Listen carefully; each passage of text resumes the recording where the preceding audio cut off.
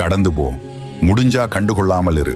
ஆனா உடைந்து மட்டும் போகாதே யாருக்காகவும். வாழ்க்கையில் நம்மிடம் நன்றாக பேசி பழகும் எல்லோரும் நமக்கு நல்லதையே செய்வார்கள் என்று நினைக்காதீர்கள். தேளின் கொடுக்கில் மட்டுமல்ல, சுவையான தேன் சேகரித்துக் கொண்டிருக்கும் தேனியின் கொடுக்கிலும் விஷம்தான் இருக்கிறது. விதைத்துக் கொண்டே இரு.